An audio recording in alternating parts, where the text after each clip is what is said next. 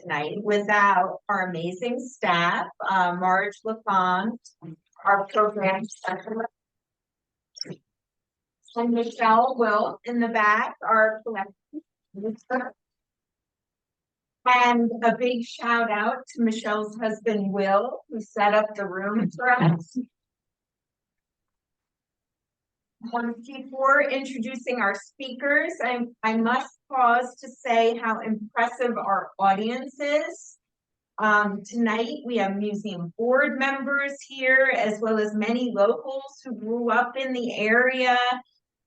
We even have senators here this evening, and I would guess a few former students of our speakers as well.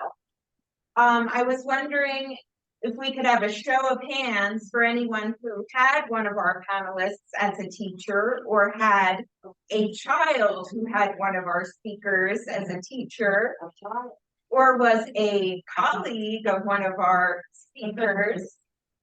Quite a few teachers.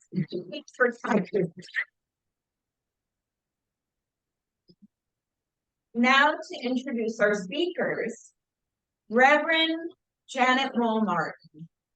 Reverend Maull Martin is a celebrated educator, administrator, coach, counselor, and board member in the Cape Henlopen School District. She accepted God's call on her life to attend ministerial studies and was ordained as a local deacon, then an itinerant elder in the African Methodist Episcopal Church. She now serves as pastor at Prospect AME Church in Georgetown, Georgetown's oldest African-American church, and its first school for Black children dating all the way back to 1866. She's a 1970 graduate of Cape Henlopen High School. Ms. Maull Martin witnessed firsthand the evolution of Lewis from a place where Black and white people lived side by side within racially segregated boundaries into a city that has lost its once thriving African-American community in the face of gentrification. Let's give a warm welcome to Reverend Janet Maull Martin.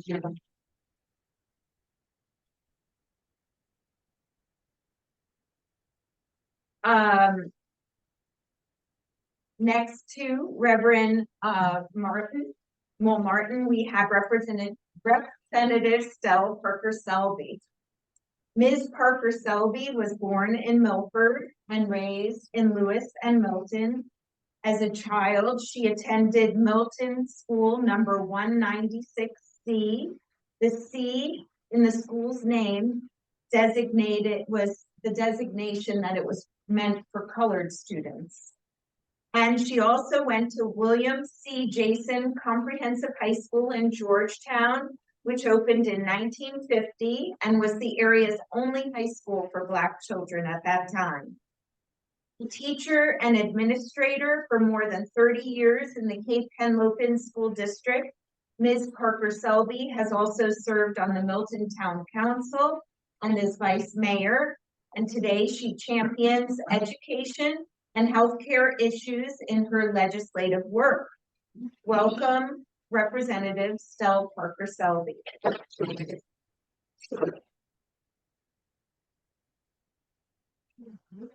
We also have Rehoboth native Ms. Wayne Paskins with us tonight.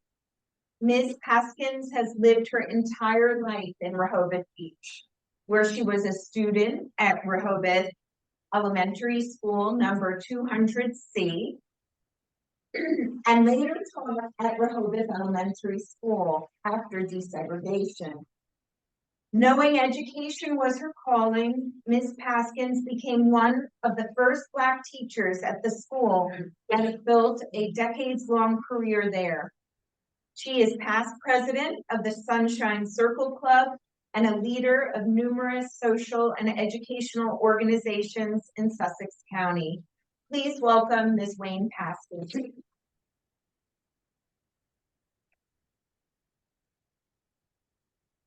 So tonight's panelists share the experience of growing up during segregation, teaching in the community, and going on to become civic leaders. My first question to our panelists is, can you each describe one especially impactful experience on that journey? And I don't know who would like to start. I'm always the mouth runner here. Because it's why politics called me in. Anyway, one, the first one actually is honoring my parents and grandparents. Watching my parents deal with the ills of segregation and how they handled it, which gave me a model to be a no hate person. Having had a cross burn in our yard when I was 12 years old, because my father was very active in integrated setting, which he had in Lewis as a kid, to try to get the schools in Sussex County integrated without incident as was happening in the northern part of the state. And believe it or not, that happened very smoothly in Sussex County, the last county that wanted to get rid of slaves. So hearing that and knowing and understanding a lot of those things as a kid, I had the role models to show me the way to treat others. And it wasn't a thing of hating people, because we were in a segregated Jim Crow situation when I grew up and they were in it. We were taught love. My whole teaching career, my whole lifestyle out here, even now, is to spread love. I'm not into that hate mode. I don't go for the negative. I stress the positive, because I grew up in a family that was positive, family that understood integration, because my father, even though Jim Crow was there, he would go to his white friends, they'd have discussions on politics and whatever, and I had to sit in the car and sometimes say, Daddy, I'm hungry, come on. But they were the people in the Lewis area, and I'm sure Janet also said the same thing. We were families. Segregation, Jim Crow was the law, but whites and blacks got along very well in the Lewis, Delaware area. Rehoboth, that's when I got my grandfather was 35-year head waiter at the Corn Cover Inn here in Rehoboth. That's no longer here. They tore it down. It was a historical. I was so hurt to see that restaurant torn down. Migrants would come here. My grandfather was George Parker, and he, of course, the Gundrys were like our family. And when I started college, Mr. and Mrs. Gundry, all of us, we got money they gave us money to go ahead on and go to Delaware State College at the time. They were like our grandparents, and they took care of us, and we had jobs. And I sent my sons, I sent my cousins, and everybody else to work for another, because they knew they always had a succession of people coming from the Parker family to work at Rehoboth. And the other restaurant that really drew me on, and I'll say this and shut my mouth, was the original Henlopen Hotel. Very elite restaurant. And I would go back to college and brag on, I work in air conditioning. And one thing that really stood out with me, we didn't have anything, but I waited on one elderly white lady for like a week, and she left me a $50 tip. Well, folks, in 65, that might never coach.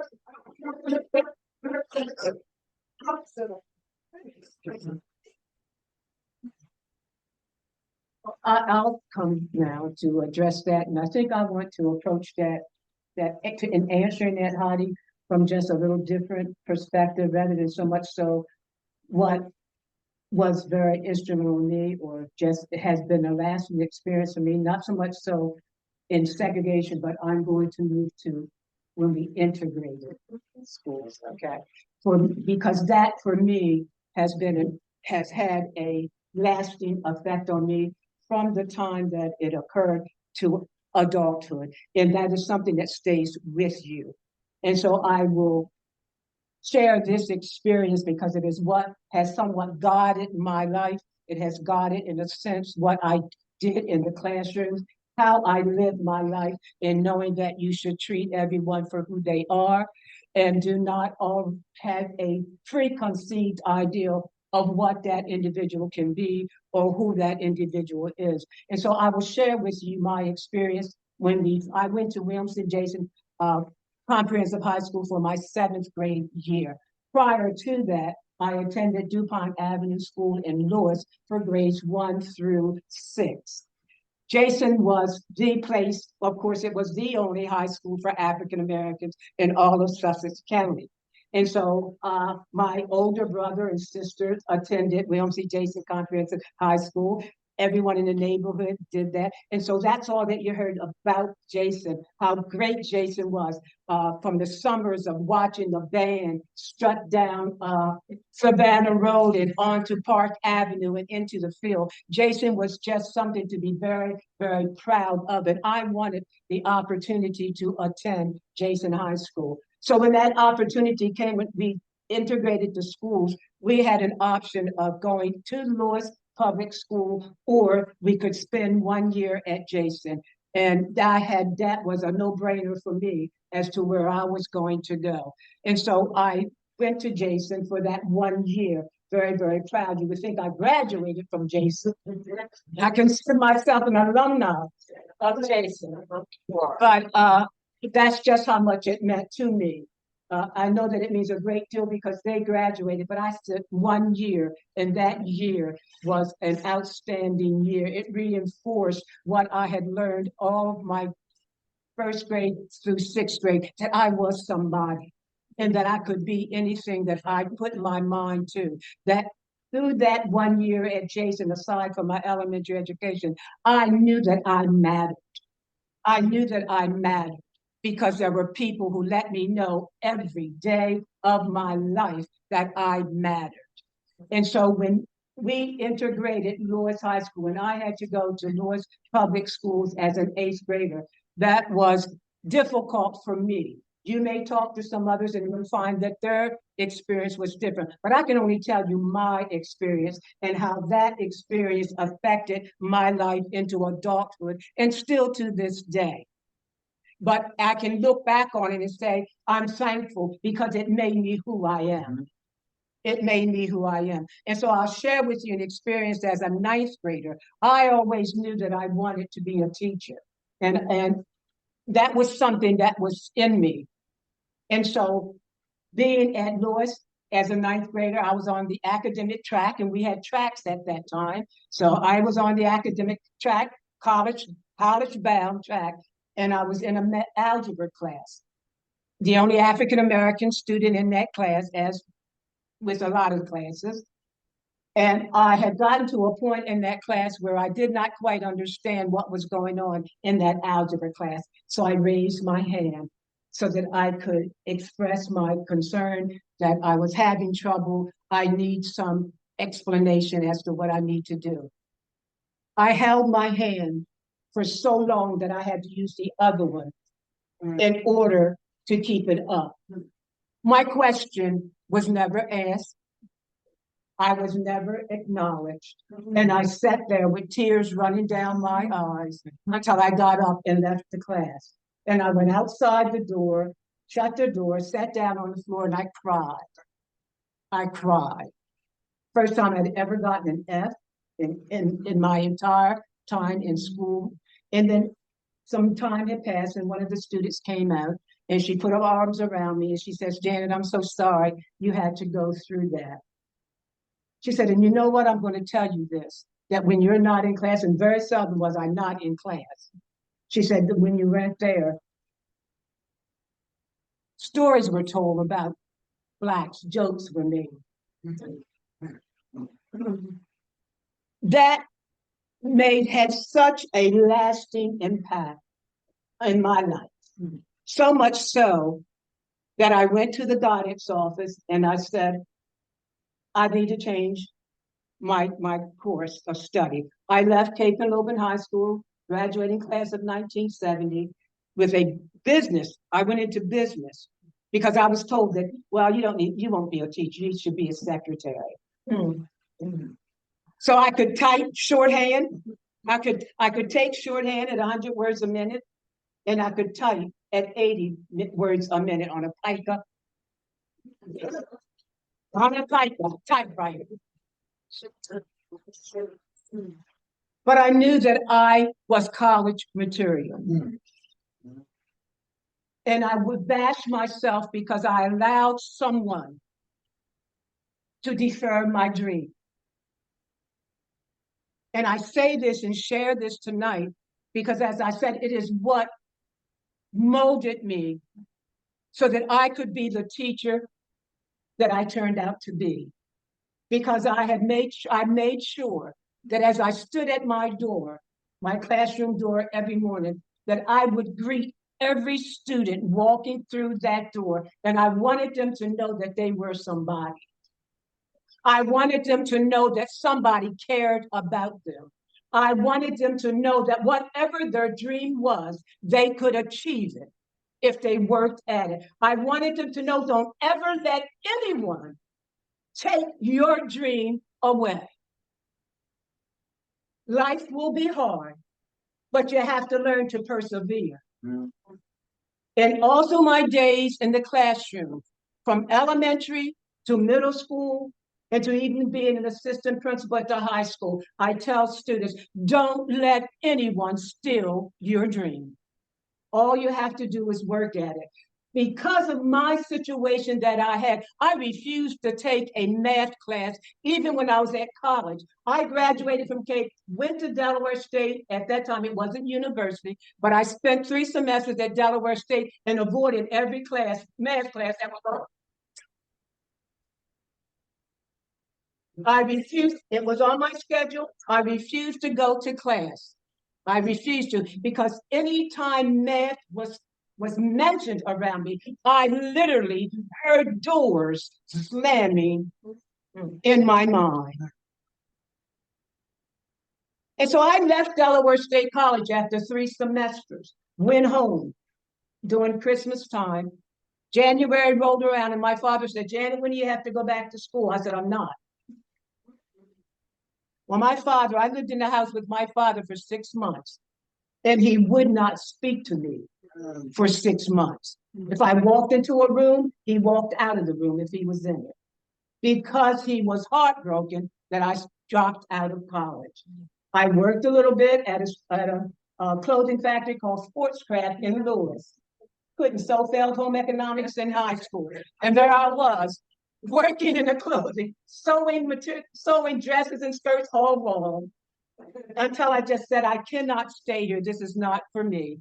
And I got out, I walked out, and I ended up at my high school counselor's home. And I said, I've got to go back to college. And he says, Janet, I'm so glad that you stopped by. Come back to the house at dinner time. I've got somebody I want you to meet. I went back at dinner time, and the daughter of the president of Warren Wilson College was there. She was at the Presbyterian Church on 2nd Street in Lewis talking to students about the college. To make a long story short, I ended up at Warren Wilson College in Swannanoa, North Carolina, where I graduated in 1975 with a degree in elementary education with a concentration in social studies. And then I got my first job in the Cape Henlopen School District in 1975. But that's my story.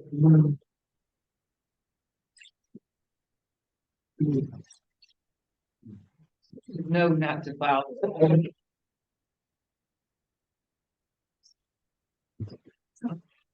But anyway, I always knew I was going to be a teacher.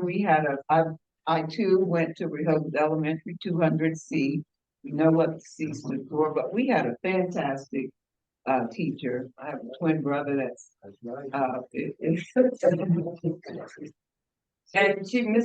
Miss Priscilla Fountain was fantastic.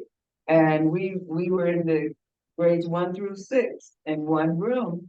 But she was a fantastic teacher. I kind of was a teacher's pet, I think. And, but I always knew I was going to be a teacher. And so we went through 1st through 6th, and then we did go to Jason, and Jason was everything that Janet said and Estelle said that it was. I went to Jason, loved all the teachers. We had the experience, and it's something now because some people ask, well, how do you know this person? They're from maybe Laurel or Bridgeville, but we knew them all because everybody from all the African-American students from Sussex County were adjacent. So it was a healthy, successful school, experience for me, for us, for my two brothers and me. And, then, I, and mom and dad always, well, we were expected to go to college. We knew we were going to college. But I took a little detour. After high school, I got married and had my daughter. And then she's in the back of the and then said, okay, I've got to go. So we went to Delaware State University. It wasn't always easy, because I had a family. And, but we went there and, it worked out.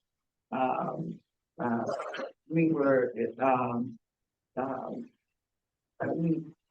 was a commuting student. So I got to ride with many people, that I eventually taught with. So I got my degree, and where did I end up? Well, I did my student teaching under Dora Bell in the Milford School District. And after that, once I graduated, got my degree, I got a job at Rehoboth Elementary. Had very good, worked with very nice people. I had one principal that was very impressive, and that was O.D. Basinski. I remember as a African American teacher, there were some parents who did not want me to teach their children. And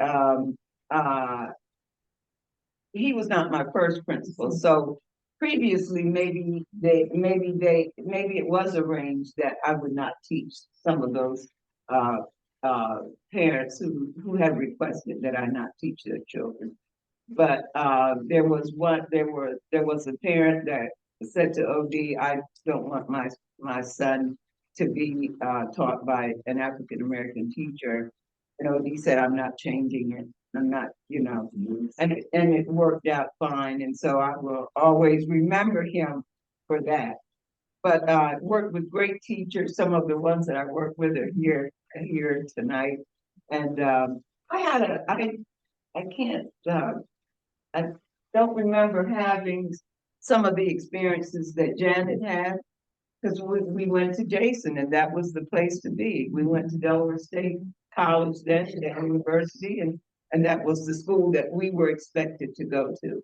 I will say that with my friend Estelle here, once we finished Delaware State University, we said, okay, we're gonna try just to see if we can get our master's from the university. So Paul and I went to, we enrolled in the master's program at the University of Delaware, and we got our master's degree.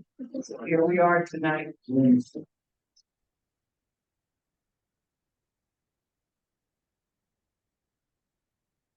Well, I'm not sure if you didn't already answer my second question, but I will leave it open-ended. What I was going to ask you was, what made you choose education as a career? And if you think you already answered that, why don't you talk about a highlight during your career as educators? I'll go first on this one, Stell. That's a lot of things. Let's go. Only because I want to say, we talk about education, and I stand on the shoulders of these two young ladies. They went before me. They went through elementary school, through high school, through college, in an all-Black situation. Where I did not. I went from first grade through seventh grade in an all-Black school. And so my experiences were a little different than theirs. But because they went before me, they set the example for me. And so that's why I say I stand on the shoulders of these two young ladies, two individuals whom I think highly of, I respect greatly. I've watched them. They're maybe just a few years. But I watched them and I've learned from them. And so I will preface mine on saying that about them to say they're two awesome ladies who I'm so thankful that I had, that I could look at and say, okay, when I go into my classroom, there's some things that I need to do, or I've been in their presence when they've dropped nuggets that I've been able to grab and put in my pocket and carry with me as I went through my years in the classroom and as I moved back into administration. So I thank them. I thank you publicly for what you have done and the life that you've led and the journey that you've had to take you from where you were then to where you are now. And so I appreciate that.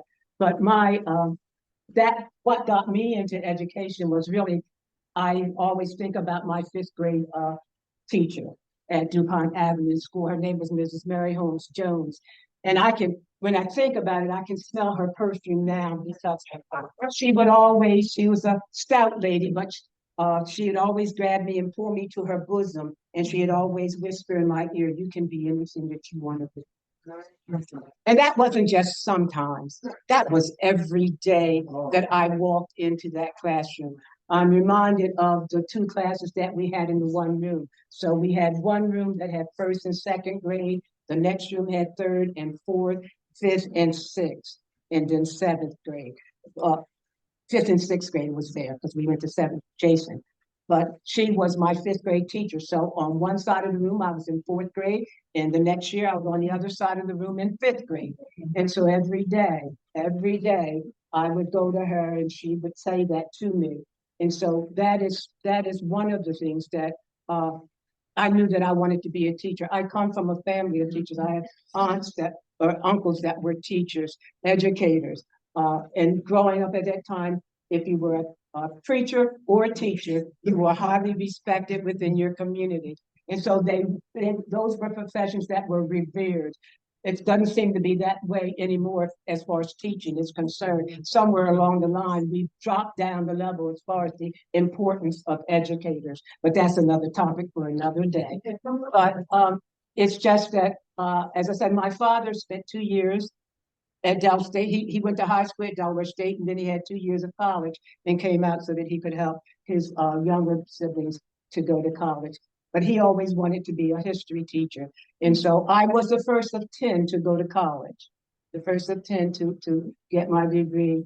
And so that was why my father was excited about taking me down to Warren Wilson College. But I see teaching for me, not just as a profession, but as a vocation. It was a calling. I believe that from the time that I was yay high, teaching was something that I was going to do. Aside from making my brothers sit on the porch and listen to me teach them, talk to them, I knew I was going to be a teacher, but it is just something that I believe that's my calling. Aside from being in the pulpit, but teaching is my calling. I do that day in and day out. And I love it. I never saw going into the classroom, going into school as a job. It was never a job for me. It was my calling. It was what I believe I was placed on this earth to do, to teach, to be a role model, to be an example, to lead others in the direction that they should go. And so it's just something that I just felt that I always needed to do. As long as I can breathe, I will be teaching. That's just how I feel that it is, teaching and preaching. They go hand in hand. So that vocation is my profession, and so that's how I got involved in education. And as I said, along the way, and don't get me wrong, when I go back and look at my days at Lewis and Cape, there were some teachers who were good to me. There were some teachers who saw something in me. And as I look back and reflect on my years at the high school at Cape and with integration, it was a journey. Going into that situation was fearful because you knew that you were in a place where not everybody wanted you to be. And we have to be honest, and we have to have that courageous talk about race in relationships. how we treat one another. And so there were those who, after a while, after we got through that first year, and then I believe others, we began to, let me go back and say, athletics helped me a lot too. Coming from a family, I had 7 brothers and 2 sisters. I was athletic. I ran track. I played basketball, but I loved field hockey. And as a 9th grader, I had never seen a field hockey stick in my life. Had no idea what it was. PE teacher Carolyn Ivan said, we were doing field hockey. She said, "Here, Janet, here, take this hockey stick." Now I'm doing that thing. Look like the candy cane to me. And but I could run fast, and she took me outside, and she says, "Hit this stick and hit this ball." Thinking, yeah, okay. So I hit the ball, and it went way up. She said, "Now you got to run after it." So I had to run after.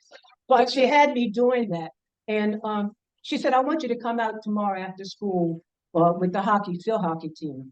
And I thought, okay. Once again, I'd never played the sport, didn't know anything about the sport.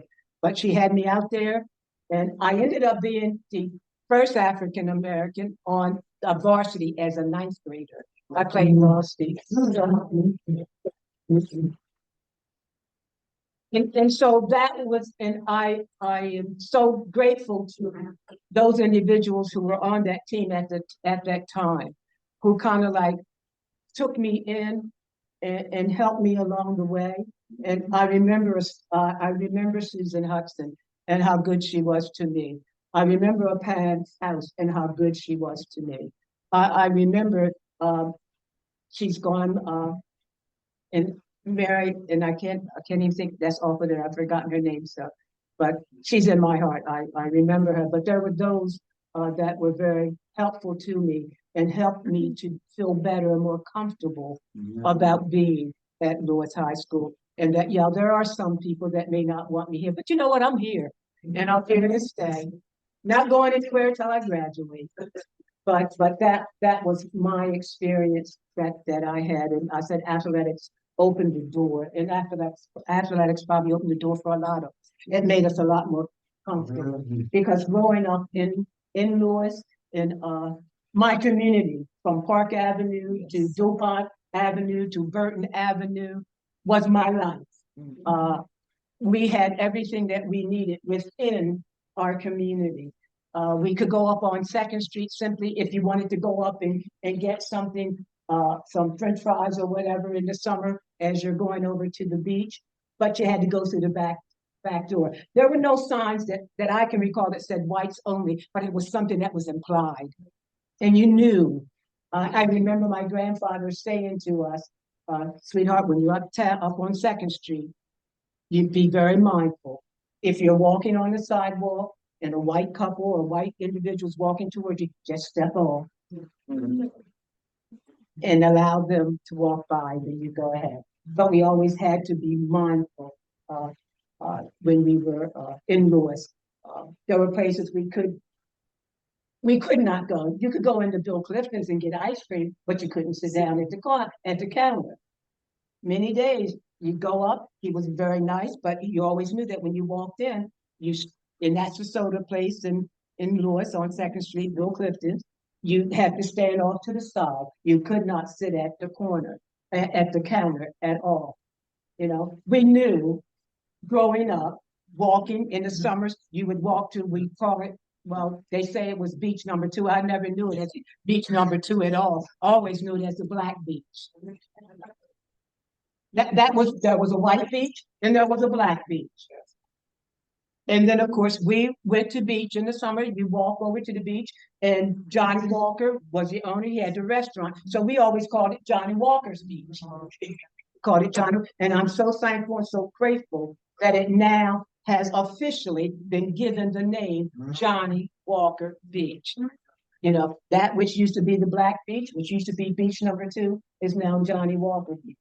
But, you know, that's it. As I said, my life was the community and the church, because it was through the church and the school that we got our upbringing, in essence. Everything was done through the church and the school. Our dances, whatever we did, was from the church and the school. That's what we did. So If you wanted to go to movies, you went to the movies on Savannah Road, but you had to go upstairs. And it was okay being upstairs because you could throw popcorn downstairs. Those were the best seats. Yeah. And after a while, those that were sitting downstairs thought, hey, it's cool to be upstairs, so we're gonna start going upstairs. But that was life. And so you know, I look back on the time of growing up in Lewis, and Lewis is a wonderful town. It's not the town that I grew up in, it's not the community that I grew up in. My sister went away, married a military man, was in Germany for quite some time, came back and said, oh my gosh, this is not the community. I don't even recognize Lewis anymore. It's not the community that I grew up in. And even today, when I do go into Lewis, and I've had the opportunity to walk around, or if I'm at Blackouts Pond, and I'll tell you, and I'm going to say this, I have been in Lewis, and I've been in Blockhouse Pond, and there are those who don't look like me, who look at me and say, what are you doing? And don't say, but look at me as though you don't belong here. To me, that just makes me angry. I say that with a smile. To know that I lived my life in that community, and that there are those that are there now who feel as though I don't even belong. Of all the families that lived in Lewis, there may be 5 families left. Very few. I believe at one time there was a 25% of African Americans living in Lewis. I believe today it may be about 1%. Gentrification. We don't want to talk about that, but it's there. Gentrification. And when I think about Lewis, it bothers me a great deal that it's a community that I no longer know, that I no longer recognize at all because of the gentrification that has taken place. And I just want to share this one thing because sorry, but I'm going to say this. When it first started, I can remember, like, we lived on 4th Street, across from State Cooperative Square. I'm standing outside of the house with my father. A car drives up, a Caucasian man gets out and he says, I'll give you $75,000 cash right now for that house. My father had some nice words to say, and he gently got back in his car and left. Eventually, there was a gentleman, Caucasian family that came in that bought a house down the street. But this is what he did that I know a lot have not done. And I respect him so much for what he did and appreciate so much what he did. He came to every household, knocked on the door, introduced himself, and said, I am your neighbor. I'm your neighbor. I just moved in down the street, and I just wanted to let you know who I am. And then later on, he had a block party, a street party, where for all of us, everybody that was there, he threw a party because he wanted to get to know everybody in the neighborhood. That's the way things should be done. That's the way things should be done, if it's going to be done. And I respected him for that and appreciated him doing that because he didn't want to just come into the neighborhood and do what he wanted to do and change the neighborhood according to his specifications. He came in because he wanted to be a part of the neighborhood. I'm going to be quiet.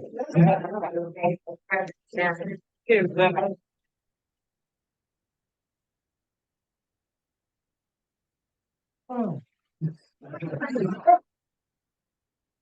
I'll be short and quick. I think I've almost forgotten the question. What made you choose education as a career? And if you feel like you already answered that, you could talk about a highlight of your career as an educator. Yeah, I think, as I said, right, I kind of always knew I was going to be a teacher. And when I started teaching, my first, say, 10 years or so, I was teaching and I was anxious and I wanted to get things right. we didn't always do things right, but teachers learn as we teach. But then I realized that teaching is supposed to be fun. It's supposed to be fun for teachers, and it's supposed to be fun for the kids. So I had some really neat experiences with some of my students. We had a great time, and I learned to appreciate and to have fun with them. I think we realized that there were students who needed to be tutored. There were many students who we tutored after school, and from that on, I became a First State Community Action Agency had after school programs because we realized that many of not only the African American students but students in general needed help after school. So I became a part of that program, which I started over at West Side in the beginning and worked over there for many, many years, tutoring students, working after school with students. And it started off as volunteer, but then we got money and we were paid. But we realized that those students, we needed to help students. And some of those students went on to do great things. Well, many of my students have gone on to do great things anyway. And I'd like to think that maybe I had a little bit to do with that. But anyway, and from that on, we realized that we had to be a part of the community. We had to be seen in the community, which then led to starting other kinds of programs, as the Sunshine Circle Club, the Dr. Martin Luther King Jr. Celebration Organization, so many other things that the community needed for the really the sake of the children. We had to be examples for the children. So I think teaching led to that.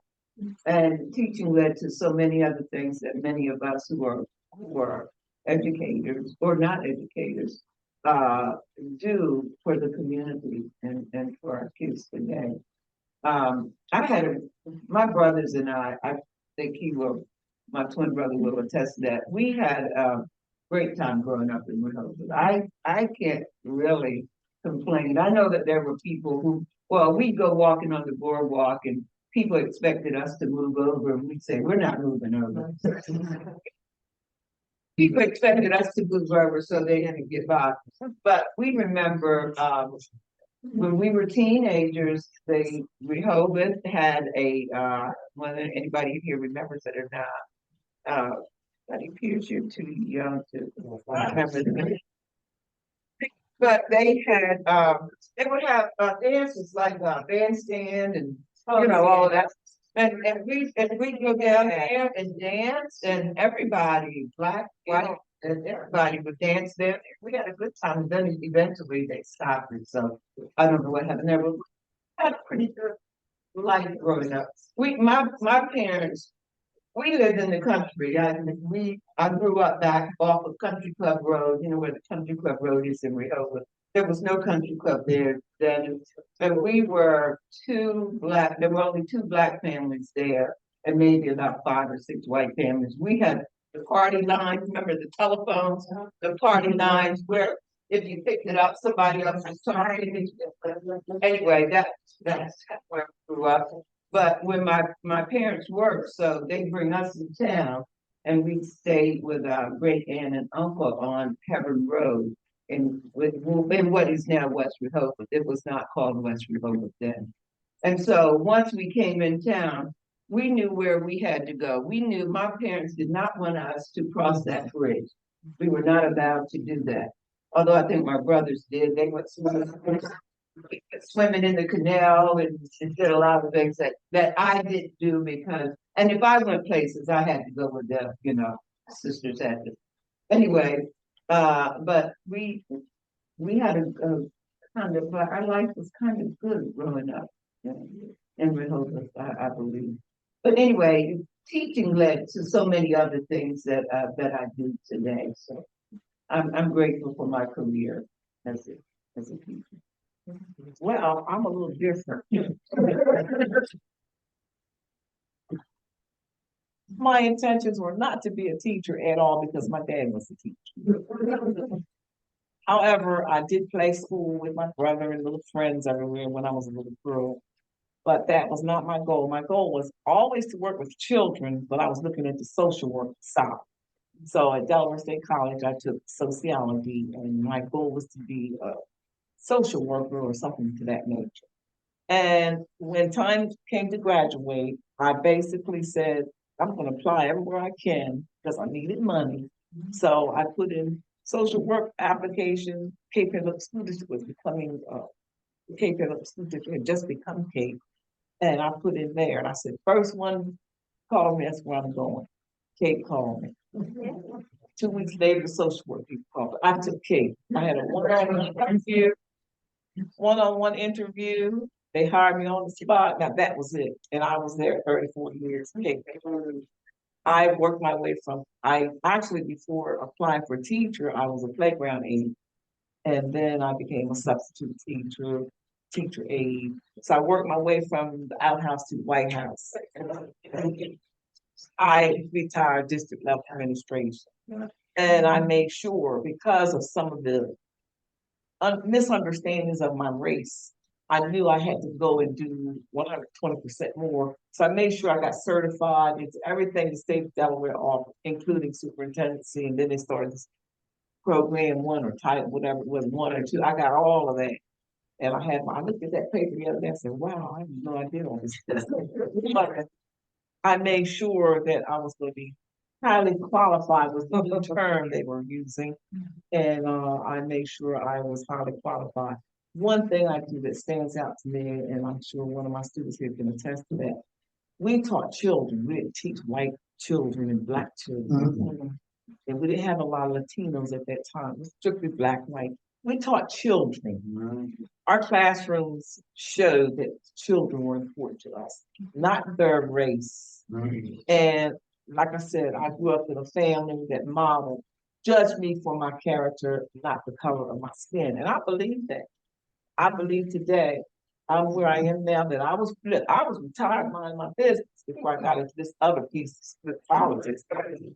I mean, that was not my goal in life, but you have to do what you have to do to help your community and to help the people. And when I go around and I talk to people, I let them know if they weren't living here, didn't know the atmospheres that we had in our little town of Lewis, Rehoboth, and Milton. Milton was another animal over there. My dad couldn't get a home in Lewis because of his skin color. He was an educated veteran, but his hometown wouldn't let him get a home. So he went to Milton. It was a white man who said, young man, you serve this country, I want to help you. So he gave good word for the banker there to where I'm living now, my home place. And dad was able to get enough land for me to build my home next to it when I got married. My ex-husband, his family, of course, were educators and so forth in Laurel. And my father's first job was in Laurel. They all knew each other from Delaware State College, what have you. And when I got married, I had the choice to go to Laurel. They had lots of land and everything down there, or stay in Milton. I said, oh, no, Laurel, for me, I got to be around people and stuff. Then way out. So in Milton, I still reside on Route 16, and the Royal Farms get ready to be my new neighbor. That's all because that one of my neighbors is here now, Dr. Farrell. She's one of my riding partners. And we see all this growth behind her house and then beside my house and all, but this growth happens and it's not much you can do when things in life, things change. My dad always said, you change with change or you be changed by change. And that's just how life is. And I've taken it and moved right on. And I tell the people, when you build here, whatever you're doing, don't let light shine in my yard, please. And I'll come get a 2 or 3 day work job over there, keep myself busy. But living in these small towns as an African American, prior to getting our careers, we did not have the kinds of things that friends of mine, when I went to Delaware State, talked about. I never knew by walking on this other side of the street, like Janet said in Lewis. I never experienced that, but you're younger than us. But however, But remember that was just something that my grandfather. yeah, that's what I'm saying. Just Right, what I'm saying. But I grandfather. didn't remember that because my grandmother, she was like a Lewis icon historian, wore her stilettos and walked from New Road all the way uptown. Everybody knew Hilda Parker. And if somebody told her, whatever that, she would say, oh, no, no. This was tough. The lady was tough and we didn't put up with, she didn't, that she was on everything, mental health, whatever the state had, like, she would get on it. The lady, and I admired that 'cause I stayed with her a lot of my formative years and I got a lot of this, you can do whatever you want. But the Jason High School experience, back to that was an experience no one can explain. Every teacher had a master's degree or more. And they taught us that you're getting ready to go out into society where it won't be all black. And you have to be prepared. Said one of our English teachers, if you had incorrect grammar and sentence structure and so forth, if you didn't diagram your sentences properly, you got red marks all over your paper. And you better not take that red mark home to your father. That was the end of the whole, that was it. But anyway, these areas, Lewis, Milton, Rehoboth, which became Cape, they fought each other in separate districts, but they became the one Cape Henlopen, which is the Cape Henlopen. But we are the beginnings of Cape Henlopen. Someone in the audience can tell you, we were there when it all started. And that district became a district everyone admired, not just now, folks. It was admired in the 70s all over the state of Delaware. We were in the, when we would go to DC, we say we were from Cape Henlopen in the 80s. Oh, you're from the rich district. And so we took that and put our kids up there. But our students, white and black, and everyone, like Wayne said, that we touched, and Jan, all I can say, I don't feel bad. My students see me, they know me, and they knew what I stood for and what I still stand for. I care about them and their careers. And we taught them, you are somebody. Get out there and do something. If she's doing something, it's one of them right there. And I had plenty of little Nikki Caggiano, I name all a lot of some of them own construction businesses and what have you. And they never forget who we are. And they just worry about what color we were. And as Janet mentioned, I am beginning to see people who are moving here, and I don't know who their names or whatever, but they're bringing something here we didn't grow up with. And I'm gonna say to them, and whatever, we didn't grow up with all this, oh, blacks over here, whites over here. We all got along. There were differences and challenges, but not like you see it today, this hate mongering and all that. And some of this is in social media, I agree. But Sussex County, even when we were separated, we all got along. But our Lewis, Milton, Rehoboth, Cape Henlopen district, we did not grow and become what we are through hating and not liking this one and that one and separating. We were together as a family. We might not agree with things, whatever, but this district of 3 towns I can speak for because I worked there as a teacher. We kind of got along really well, enough that I feel very proud of what I have done with my students, with my coworkers, and I'm just so happy that I'm still here to see what's happening with Cape now. It's still doing its thing. We don't have the population. We had 36% when I was in the district, African American population. Young athletes who were also scholars that went to college of color. Mr. H.O. Brittingham, I always bring his name up. He was the sole superintendent of Milton School District, special schools before they became king. He also inspired me. Stella, he said, you gotta go teach. And that was a piece of me saying, oh, I don't know if I'm going to sit, before I got the job as a teacher for Cape Hardin. And Mr. Brittingham, I talked to his grandson, Ken, lives in Milton now. I call Ken my brother, because his grandfather really was an inspiration to me in the integration era to say, Stella, you got what it takes, and get out there and do it. And I feel I got what it takes. Mr. Brittingham told me, all the other people around me told me, and I had a successful career like the 3 of us did together, Cape Henlopen. And teaching, it's been good to me. I'm still teaching, and I love every minute of it. I did have one more question, but I think we're going to move on to questions from the audience so that you all have a chance to ask these women who are here before us today what you'd like to know. So if you have a question for our speakers, please raise your hand and I'll point to you so we can try to keep it orderly. Sir? I was curious in the schools that were C schools and in the adjacent high school, were the teachers, mixed race or? Oh, no, They were all African American.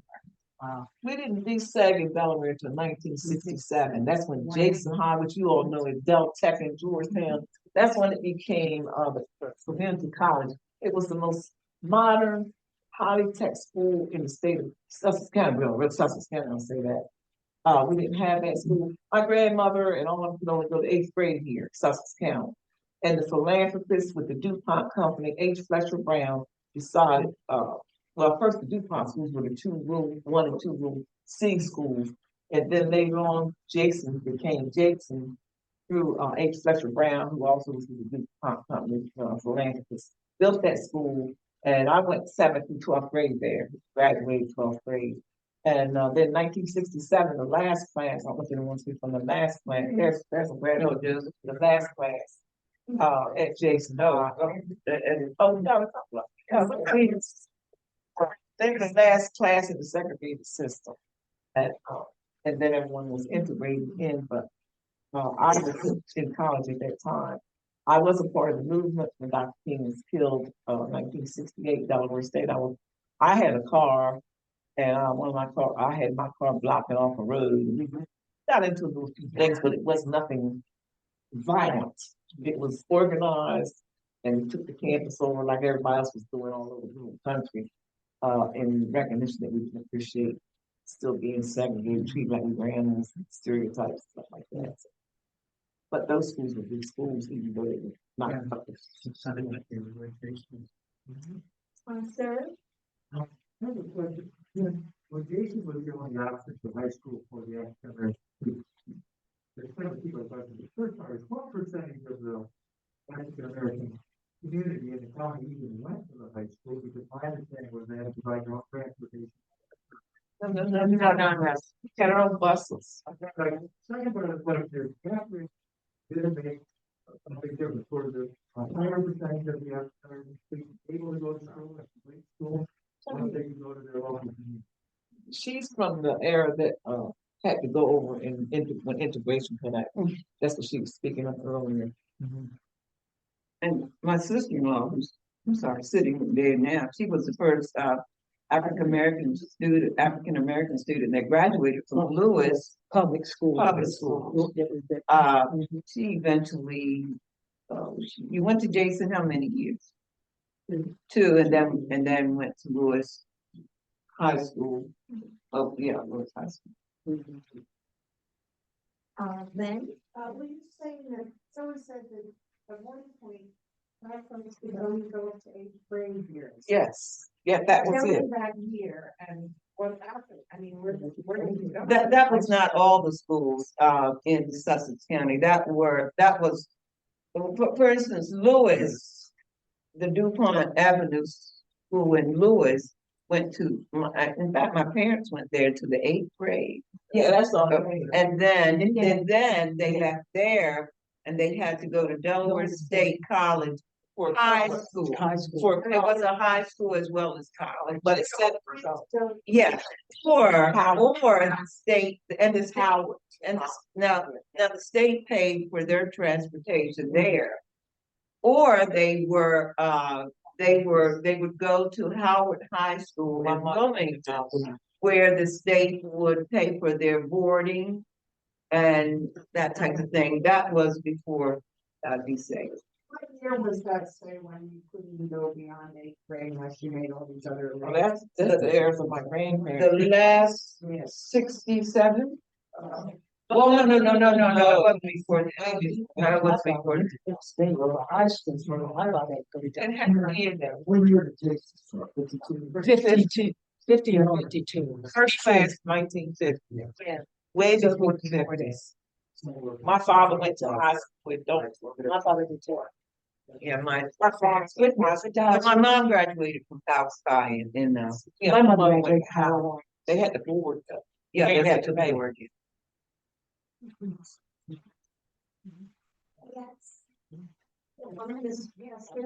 Yes. I, as a member of the Millwood Women's Club, I would like to become involved in the Sunshine Circle Club. Sorry, she's told me, because I have spent my entire life in many positions I was. And I've been able to help people get scholarships.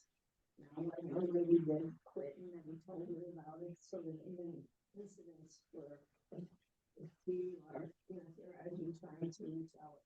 But for the most part, in each of these positions that I've been trying to be helpful, not only I ran, Easy Boys Town. And, when a young man asked me who my staff member was, I felt I must have been successful in talking about finance. So I like to become relevant in this arena. Bernice Edwards is right now our president, but I will certainly, you will be, I know you're a good friend of Estelle's, and you will Yeah, certainly, just tell her next to Michaela. okay. Thank you. I know you were waiting.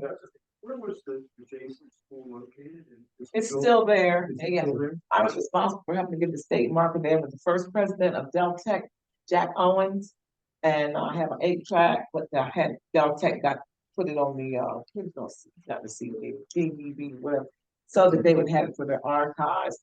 The Jason Technology Building was our high school. The newer pieces are over on far away over the higher ed, that's built new, but Jason Building.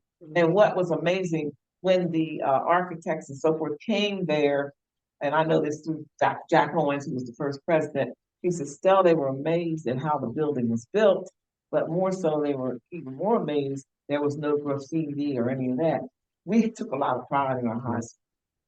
People would visit there and they couldn't believe African Americans, because we were so stereotyped to be the lazy, dirty people. They didn't see any of that in our high school, and it was chosen to become the Delaware Technical Community College because of that. And I think it's important to note about Jason is that it was a comprehensive high school, which means it had the academics and the vocational. Right. So all of that was there. You could learn auto mechanic, carpentry, culinary, Okay. all of that. So it did, that's why it was comprehensive high school. Right, and we, from Rehoboth, it took us about, what, a half an hour to 45 minutes to get to Jason. So we had to get up early in the morning, catch the bus. You know where the Y is now in Rehoboth? The bus picked us up on that corner there, and we started the day.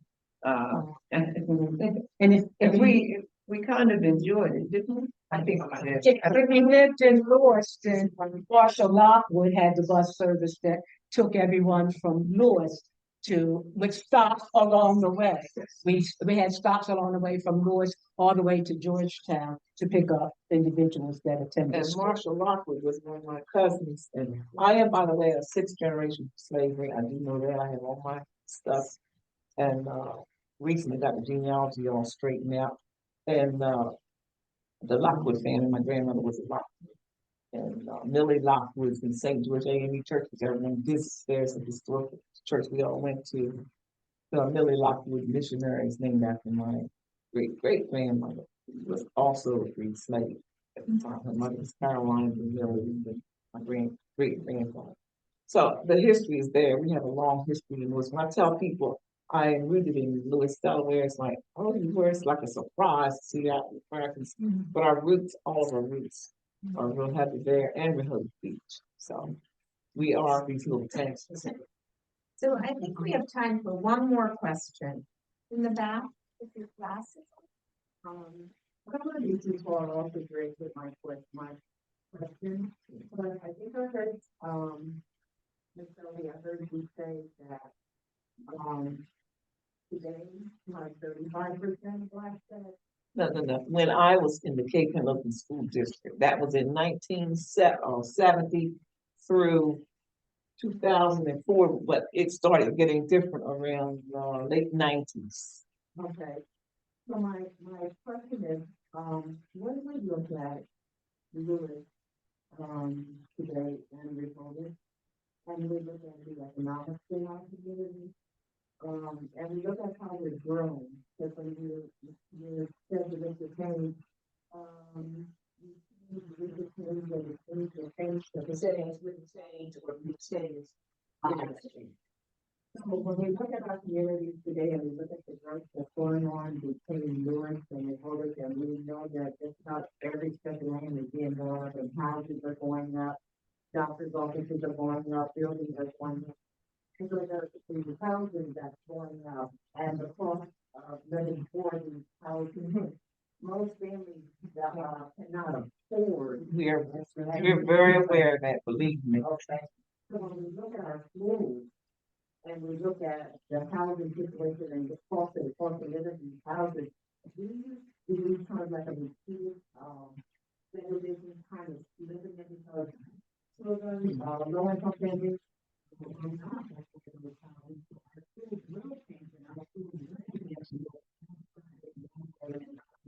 Well, yes, that's happening all over here, not just Lewis and Rehoboth. That's happening in the entire country and particularly Delaware. And believe me, it's not being ignored. It's just that people in government situations, and I'm new in the government, and the senator in fact there too. He's a housing expert, sort of. He's always his main thing, right? I'm talking for you there, Wesley. Main thing is affordable housing, and he's working very hard. And so are we. That's the conversation now, everywhere. So it's not something being ignored. Believe, let me tell you, that's not being ignored. I just don't. Let me explain also to you. My children got degrees, and many of the white students got degrees. Many white students would like to come back home, and they have said, Miss Selby, I can't afford to stay home and what's going on. It's not a black white thing, but it's affordable housing. And many of these folks had to leave Sussex County, which did not have what their degrees called them to make the nice dollars with. They didn't have businesses here to pay 6 figures or 5 figures what our children need to get, which except if you weren't in education and medical field or whatever. In the medical field, they're dying to get people to come here and stay. We're losing the seniors. I'm working hard on trying to make sure the seniors have a lot of place for seniors because they have to wait long or they can't get a doctor. The doctor had leaves. We're in a problem here. All the stuff. I'm speaking for our area, but it's the entire county and it's happening all over the place. But I'm only concentrating on Sussex County, particularly my 3 towns. We're in a situation, and I don't know. We don't know all the answers, but we're trying to work on them. Believe me, it's something not being ignored. The kids are gonna have to go to school. They will go to school Yes. somewhere. And be it private schools or charter schools or whatever, they will go to school. So I don't see it as being segregated. I don't see that happening based on where people live as such. But I think Estelle said the housing problem is a problem not only for, thank goodness, my poor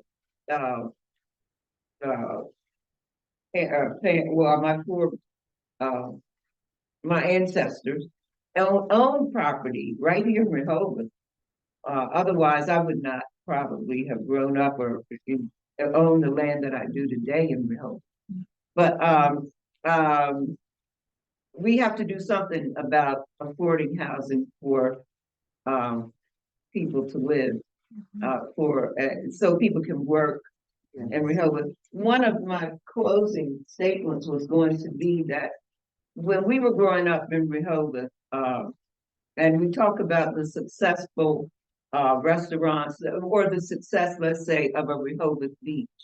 Rehoboth Beach would not be successful without the employment of the African American community. It just wouldn't have happened.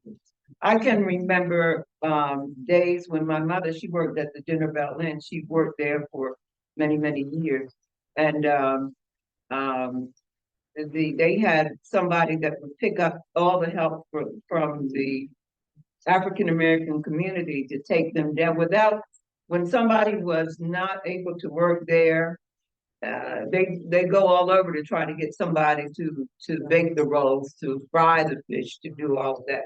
So, I think the children, I think it's not gonna be segregation as we knew it then. And I'm not sure, as Estelle said, I'm not sure where we're going with that, but it's not gonna be segregation as we knew it then. Children will be educated. Well, I'd like to thank our panelists this evening for sharing their wisdom with us. And thank you, the audience, for coming tonight. This was really a treat and wonderful. Thank you so much.